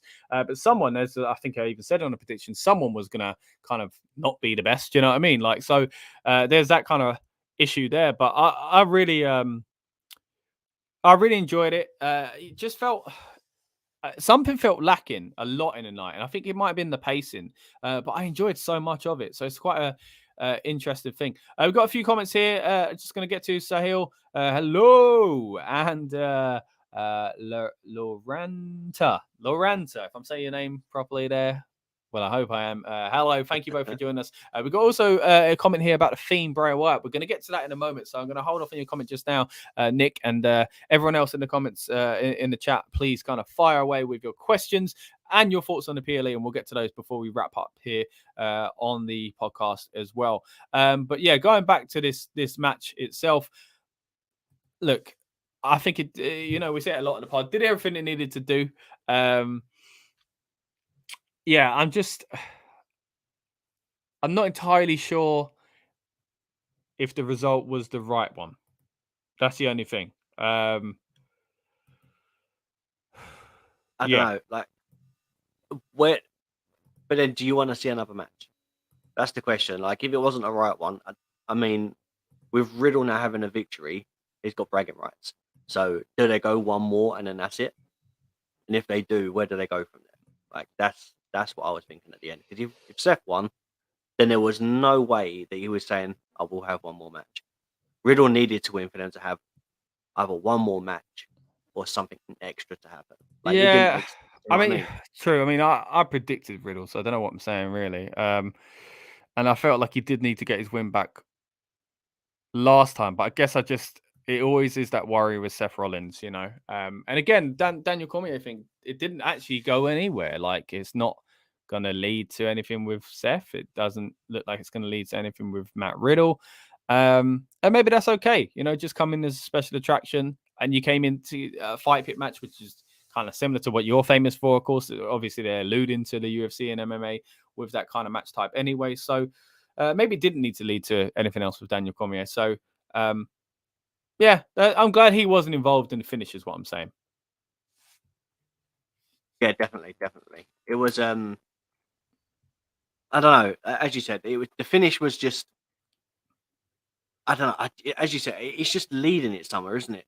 It's like, where do you go now? Like, what is the next step between these two guys? Is it one more match, or is it not? I don't know. I'm just like, I'm torn between it purely because Riddle got the win.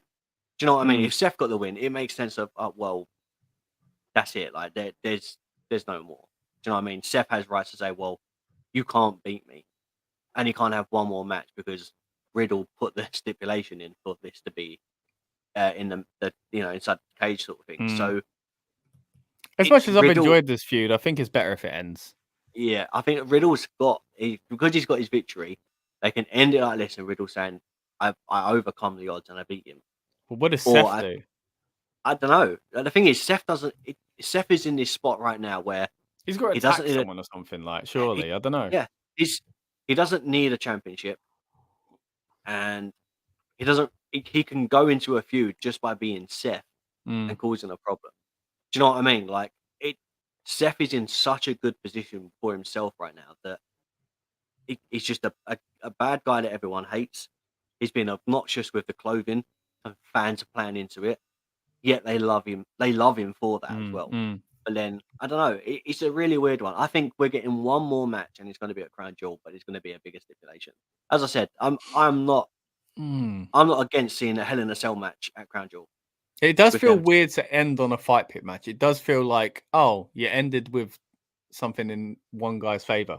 Yeah. Do you know what I mean? So maybe Seth, as a character, would have an argument to say, yeah, this time it needs to be nothing. Like, but then that's not a heel thing to say. A heel probably would want weapons and stuff like that. So maybe I know, Extreme Rules match or something like that. I mean, it might sound strange, and I'm amazed that I'm actually going to say this, but in these situations, in situations like the one we've got now, it's like, okay, well, both guys have got a victory.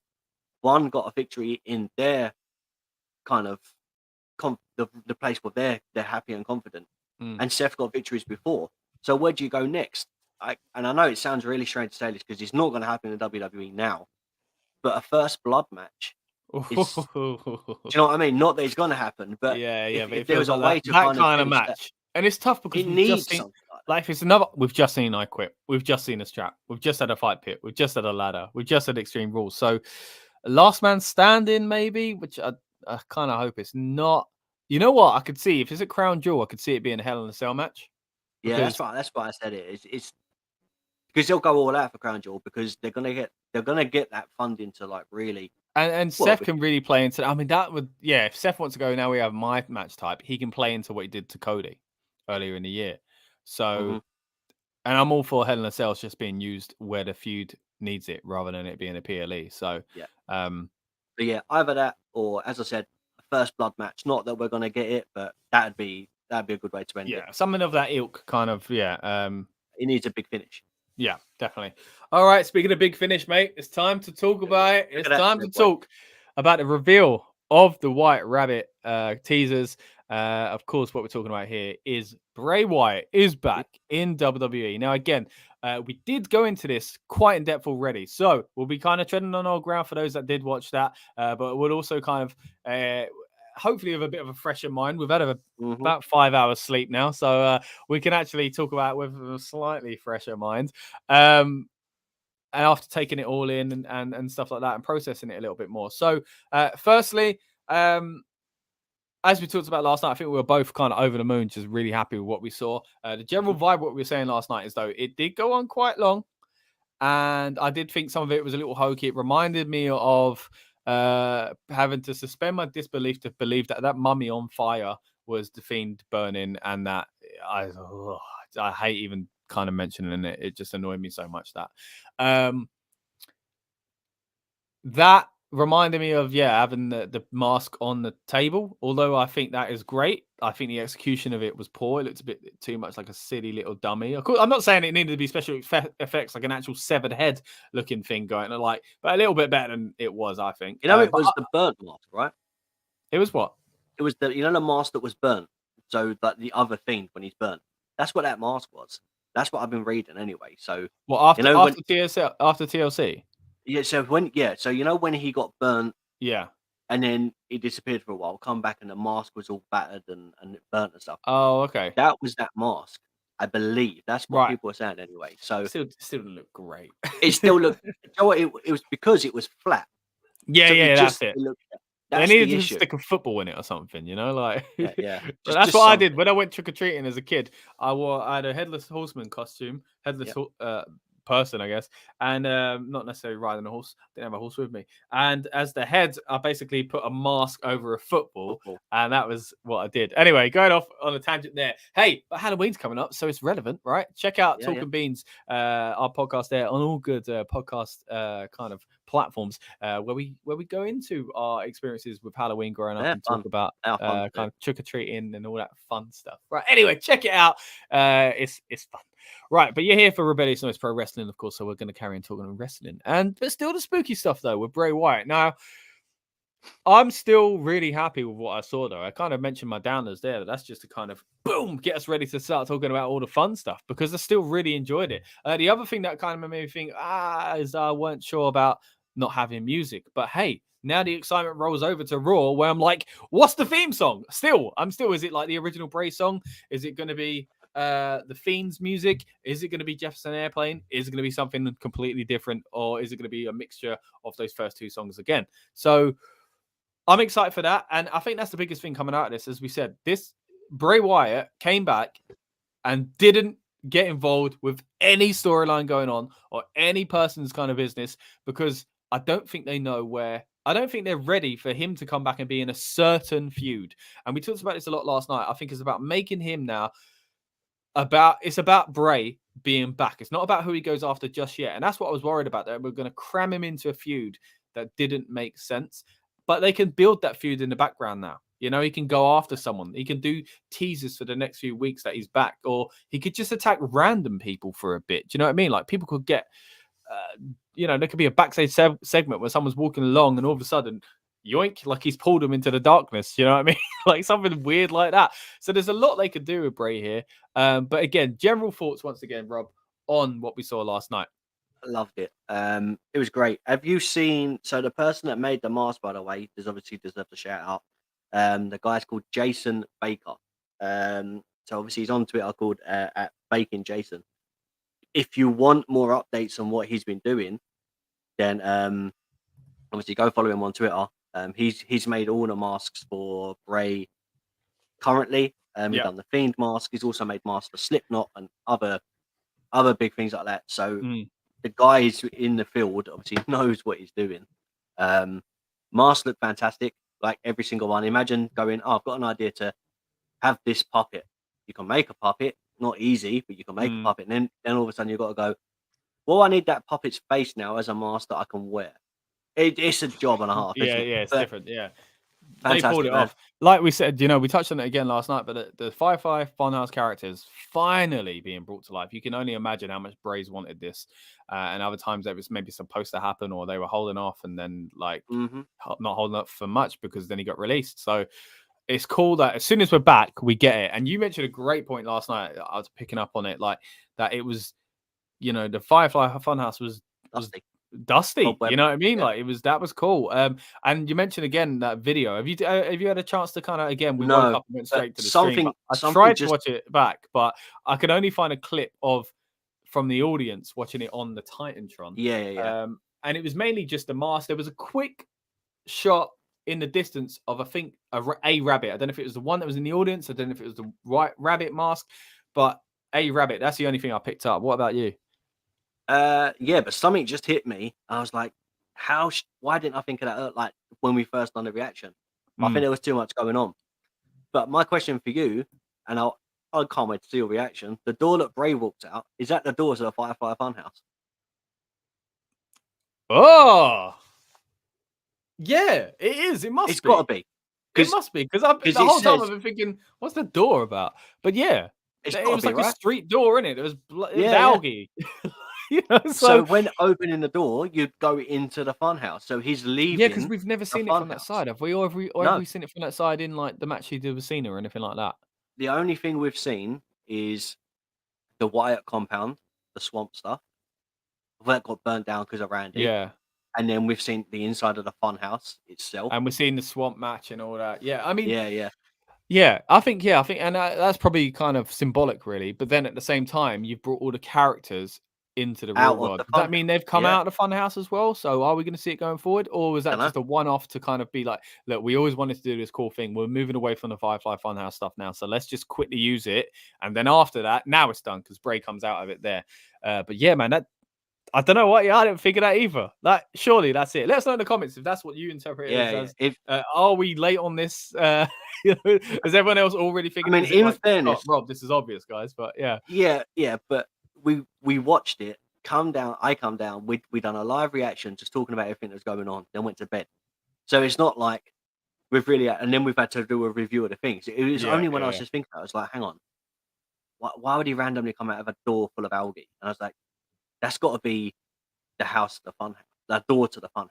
It's always good to have the lantern back as well. But speaking of which, Nick Nash, we get to your comment now. I really appreciate it. Okay, how many people thought it was going to be the Fiend, Bray Wyatt, returning, and not the Eater of Worlds, Bray Wyatt?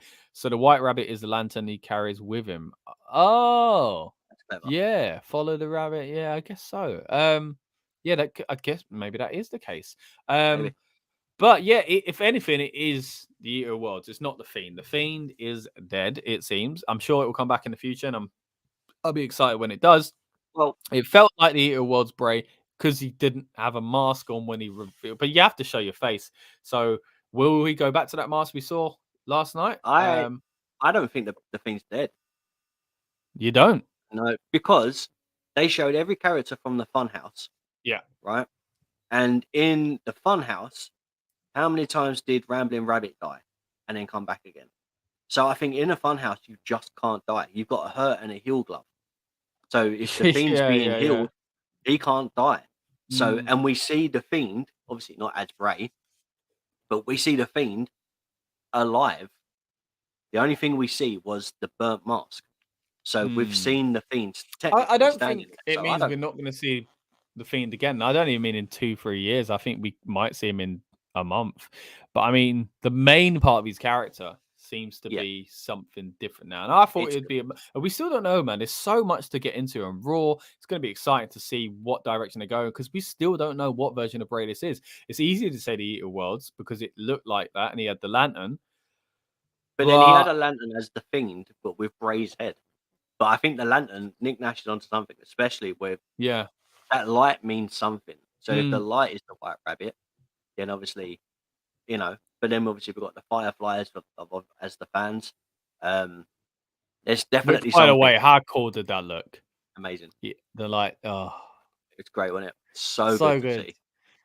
Again, I talked about a lot on the build-up. If you weren't with us, basically what we do on the build-up again is basically get you excited and get ourselves excited for the PLE. So we'll be back for Crown Jewel doing another one. But check it out because we go in depth on a lot of talk about Bray Wyatt here that even though, you know, we knew he was coming back and it's happened now, you could say kind of old news, but it's still kind of a deep dive really that me and Rob had talking about Bray as a character and as a creative mind for Wyndham Rotunda. So check that out if you want to hear us talk more about it. And of course, our instant reactions, tired at 4:30 in the morning, leading into about 5:10 we finished that stream. So check that out as well. But I'm just excited for Raw, and that's the minimum, mate. That's the bare. You never say that. You never say that. That's what you want, isn't it? That's what you want. You want to finish one wrestling match, going the one wrestling show even, and say, I can't wait for the next one.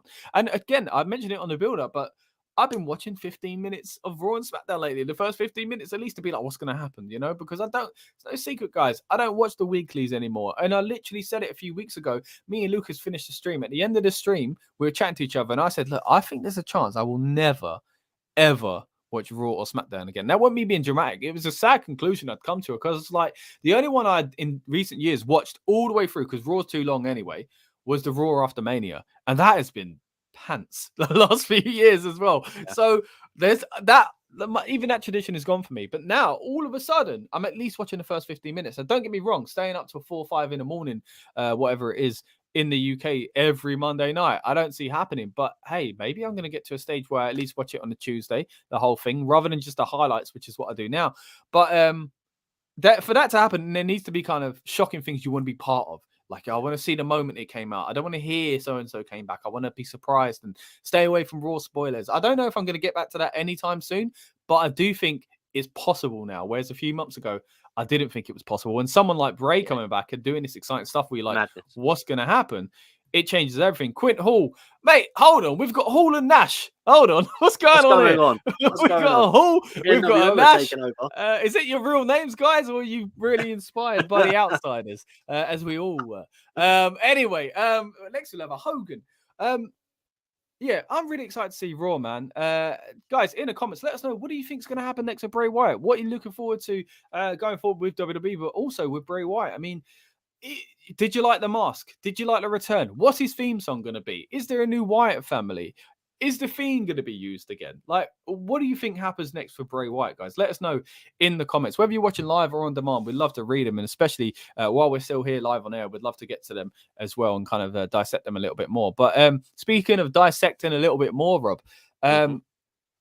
this whole Bray Wyatt thing, fantastic. We've touched on a lot of it already, so we don't want to tread on old ground too much. But is there anything else you kind of want to bring to the forefront here about Bray's return? I don't know. Like I said, we've kind of covered a lot. We've done like a 40-minute review and reaction to it last night, and obviously we spoke a little bit on it now. I don't think there's much more we can say without kind of bearing in mind we're going on one view. Like we've only seen that once. Yeah, I feel like I need to see it again. I need to see some more kind of background information. I mean? Again, and as I said last night, for those, obviously we've got quite a few viewers now at the moment. When you have something like Bray Wyatt, you, even in the horror films, right? You have your first watch to enjoy the film as a whole. Then when you watch it again, you watch for the background to see, for example, different things, the serial killer or something like that, where he's lurking. And the third time you kind of watch it again, you're like, well, I know who the killer is. I know where he was lurking. Now you put the puzzles together, like how you watch it. And Bray Wyatt is a fantastic person at doing, okay, well, you may have seen that the first time, but you missed all of this stuff. So when you go back again, he's like, and you still missed this. And you want to be rewarded for it as well. You want to be part of, you're in a club. That was my big complaint about the White Rabbit stuff towards the end. That was like WWE played up to it and they were like, like Triple H should have been annoyed at his microphone, basically, and things like that, in my opinion. So, but it was exciting being part of this kind of runaway train of the Bray Wyatt White Rabbit hype, online. Like the last few weeks, I put up that tweet as well. You might have seen it on the RN Pro Wrestling Twitter of the dog kind of skipping along, and it was and it said, I think something along the lines of us following White Rabbit clues on Raw and SmackDown sort of thing. It's like happily the whole wrestling community we're just like, here we go, like this is exciting, like let's keep going for it. And the thing is it's all about the reward. It's all well and good doing this background stuff, but if it means nothing, now thankfully with Bray, we talked about this a lot on the build up. Again, check that out because we go in depth on Bray as a character if you want to kind of hear our kind of thought process behind our opinions there. But Bray at least brings a lot of these things back. Like there were a lot of rumors like, when he had this thing with Alexa, he put up this painting, and when he had this, he mentioned this phrasing, and he quoted this Bible verse and stuff like that. It's great using all that stuff, and for Bray, he's someone that will kind of get the payoff for it. And I think now under this new regime, we're more likely to see that, because I don't want to waste my time, Rob, looking into these things and going, yeah, there was this, but like it doesn't mean anything. But I'm actually optimistic that these background things, which is why I understand your excitement for the video that played last night, of watching that again and finding something else. Because even me, I watched it just before we went live again, and I was like, hold on, there's a rabbit there. Which rabbit is that? Like, mate, talking of rabbits, we're down this rabbit hole again. Like, and I'm staying there. I ain't coming out anytime soon. Exactly. As I said, like it's little things, like just the idea of the front thing that he walks out. Because we said, is it a tree? Is it a door? Like, what is it with the algae and all? And I just thought, clearly that's the door to the funhouse, and he's walking out of it. Because as it say, ye little lose hope, who's abandoned here or something like that. Do you know what I mean? Like the thing on the sign on the back of the door. So obviously he's leaving. So does that mean he has no hope? Does that mean he has hope? Is he? There's so many questions. And what does that image mean? The image that came on the screen. Why was it on the screen? It's like an upside down butterfly or something. I don't know. It's so many questions, and I think that's the best way to do it. Leave them wanting more, and I think they've done such a fantastic job with Bray. Just Bray's character as a whole is that you hear a promo and you think, well, that made he spoke for 10 minutes, but he didn't actually say anything. And then a couple of weeks down the line, you think, oh, well, he said that 2 weeks ago. Like, do you know what I mean? And it made sense. And I think that's what's good about Bray. Even Eater of Worlds Bray, The Fiend, Firefly Funhouse Bray, no matter what, there's a reason something happens just randomly. And then you think, oh, well, that doesn't make sense. And then it makes sense after. But it's all about getting that payoff and reward. And I just feel like he never got to do that before. But I do feel like that now we have that opportunity, you know? So it's great. But as I said, like, if you go on Twitter and you can go and obviously see what the actual puppets look like properly, there's a group photo of all of them without Bray. Yeah, we've got that on the RM Pro Wrestling page. Actually, if you want to so obviously go and have a look at that. Obviously, go through our link and then go through our Twitter and then click onto the original profile and image and stuff, and see the guy who's answering questions, and which is great. It's just right weird how something like this is bringing fans together, and their minds are just blown with, well, how did this happen? What does that mean? What does this? As you said, we're down a rabbit hole. Yet we still need to know more. Yeah, there's so many questions still. I'm excited for Raw. I really hope it happens in the first 15 minutes so that I can get to bed after. I don't think so. They're gonna put it middle. It'll be something like in the middle. But do you think there'll be more White Rabbit stuff, like similar kind of things where it's like glitches and stuff like that? And again, is this the end? Are we getting more reveals? Are there extra characters? Are those people that wore masks? I don't think they were. I think they were probably extras or kind of random wrestlers. But will they become part of the story? I think there's a chance they'll become part of it, as in we'll see them again on the outside. But I think it'd be like Retribution. Do you remember when everyone was like, this is this person, this is this person? And then like there was 30 of them. Then there were about 5 or 6, and then like all of a sudden it was like, I don't think you were in that first segment. And then, and where's this guy gone? I think it might be like that, where they're kind of, until they figure out what they want to do with it. So it might go that way, but I think it will start being random people, and then before you know it, someone might be under the mask, and it might be meant to be that they were always under the mask, or they'll use it.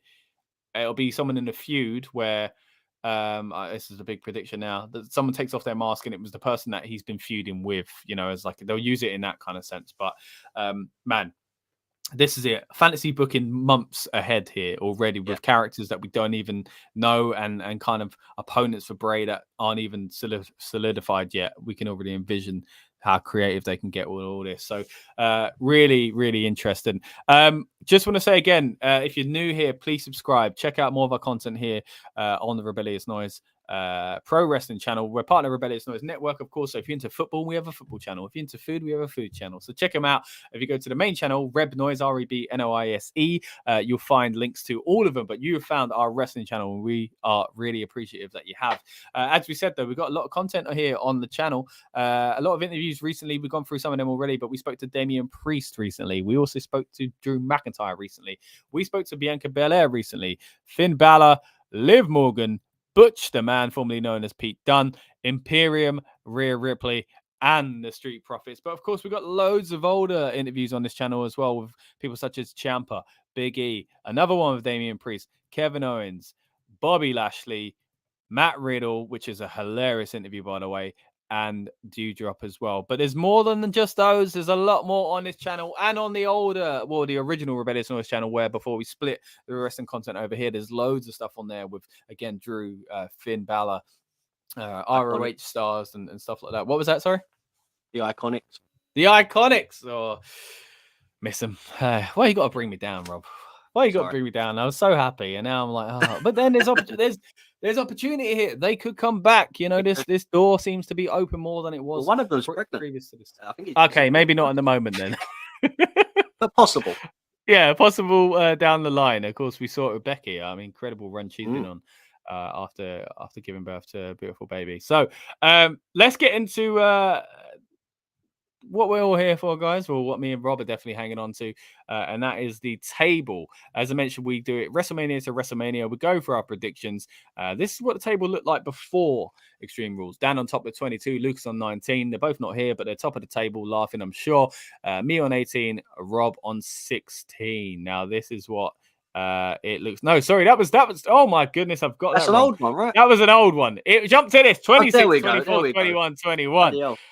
Can I also say, yeah, why am I bottom when alphabetically? Surely I should. it ain't alphabetically, mate. It's look, hey, it's a good thing I just showed you it because it goes based on who was there first. You don't fully take over until you go above the person because we ain't got like goal difference or anything here. So it's gone to that, but now there is an updated scoreboard. I don't know why I sound so excited because I'm doing terribly, and I'm on with 23. Rob's on 25. We made a difference there between us, and Lucas is on 27, doing quite well, chasing up the rear of Dan himself on 29 points. So it's all to play for, guys. We're still going on to WrestleMania. Obviously, you got a while yet.